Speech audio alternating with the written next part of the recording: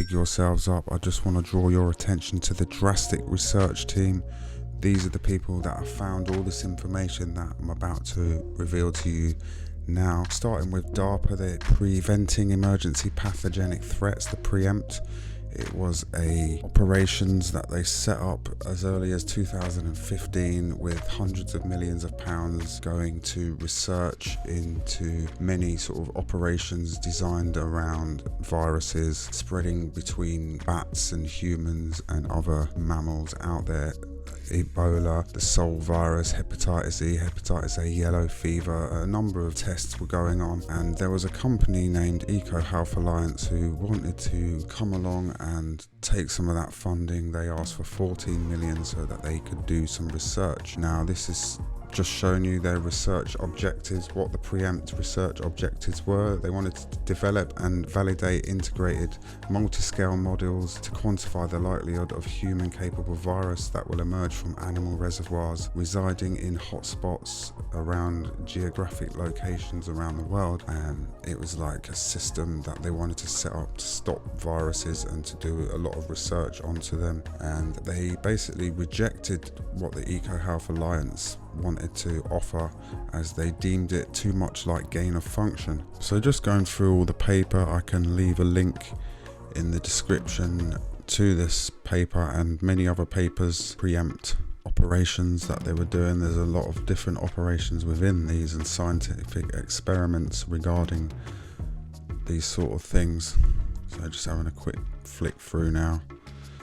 It's a pretty good read. It's from 2018 January. They were looking for people outside. They were outsourcing basically research, and one of the companies was EcoHealth Alliance, a non-NGO, non-government organization with the mission of protecting people, animals and the environment from infectious diseases. They say it was a non-profit, and they were looking to join companies around the world. So this is what they were offering Darpa back in 2018, Peter Daszak, and they were asking for 14.2 million to diffuse the threat of bat-borne coronaviruses. And just having a look through, you can see some of the things that they were offering. They had a program administration. They were looking to employ some well-known scientists such as Shi Zhengli, Xu Peng. There's a lot of people there. The principal investigator, Peter Daszak, he had everything mapped out, and he was also willing to pay these people, even though it was in China, in the Wuhan Institute of Virology. Now we have all the scientific publications that these people did around 2018, 2019, and we also have other people mentioning and scrutinizing a lot of their work, saying it's rather dangerous. Some of the things that they wanted to do that I don't particularly can go into and talk about too much without being censored, or this video not even getting through. But here's some of the plans and the scale of the operation as to what they wanted to do. This is the rejected version, obviously, but we know and we have evidence that they actually carried out some of these tests, as it was picked up by the NIH, Dr. Fauci. So this is another thing done by the Drastic research team, which I will put a link to their website as well in the link below if you want to go and check that. And also subscribe, hit the likes. Maybe you can pass this video around. It's possibly important to you, but it's some good stuff. This is the letter from Darpa, basically rejecting EcoHealth Alliance's program that they wanted to spend 14 million on, even though they did get that money from somewhere else to do the same projects before and after this one. So there was a lot of projects going on all around the world. This is just one finding out of many, but it's probably one of the biggest findings in here. It says, for the above reasons, I am not currently recommending funding of this effort. However, on other companies, there is potential funding should additional funding come available. This is just some of the work and the impact of what their work will do. So it's quite interesting.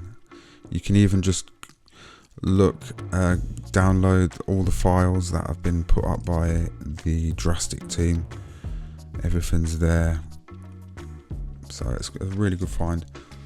And I suggest you try and look for their website, even though I'm putting the link down below, but maybe spread that around as well. It's quite a good one. So we also want to have a look into just some of the things that they wanted to do. Field logistics, that's going out into bat caves, in the laboratory as well, specimen collection, ecology. There's a lot of things around this. Here's just some of the funding. They laid out everything, the inventories here as well, of all the equipment that they'd need in different stages, phase 1, phase 2 and phase 3. But Donald Trump cut the funding for this. The Diffuse project laid out by the EcoHealth Alliance contains evidence of the exact type of experiments needed to produce blah blah blah. And this is Peter Daszak as a member of the WHO investigation team in Wuhan. So a chain of events. Peter Daszak of the EcoHealth Alliance was running research for many years with funding from the NIH USAID, but initially asked for funding from Darpa, who rejected his plans and research as dangerous. Also, Darpa were running a lot of, and still are, tests and different type of scientific experiments regarding these sort of things. Dr. Fauci took on this plan. Also, he'd been funding research from 2014, and the Wuhan Institute of Virology, which had a 3.5 million budget from the NIH. This research and funding was stopped under President Trump, as I mentioned earlier. That was the first step, engineering. Second step, outbreak. Peter Daszak was a member of the WHO investigation team that visited the Wuhan Institute of Virology. So there you have conflict of interest already. And it's claimed the Wuhan lab did not do gain of function and that it did not come from there. And then the third part is creating the census. Daszak peer-reviewed a Lancet paper in February 2020, which led to the proximal origin publication, basically settling the science. And then Dr. Ferguson of the Imperial College of London's epidemiology models left the narrative wide open for the WHO to do their thing and praised China for their transparency. So the consensus and the mainstream narrative was created and the science was settled, and anything outside of this narrative is considered conspiracy theory and you're not to talk about it. Will you, in front of this group, categorically say that the COVID-19 could not have occurred through serial passage in a laboratory? I do not have any accounting of what the Chinese may have done, and I'm fully in favor of any further investigation of what went on in China. For years, Dr. Ralph Barrick, a virologist in the U.S., has been collaborating with Dr. Shi Zhengli of the Wuhan Virology Institute. I don't know how many times I can say it, Madam Chair. We did not fund gain-of-function research to be conducted in the Wuhan Institute of Virology. Here's just one of the projects on the NIH's website. As you can see, Peter Daszak was the leader, and here's one for all you Gematria fans, 666, that was the funding. National Institute of Allergy and Infectious Diseases, which is part of the NIH, funded by Fauci. We have the evidence right here that on their own website that they were doing experiments which they don't call gain of function, but we know they were messing about with stuff.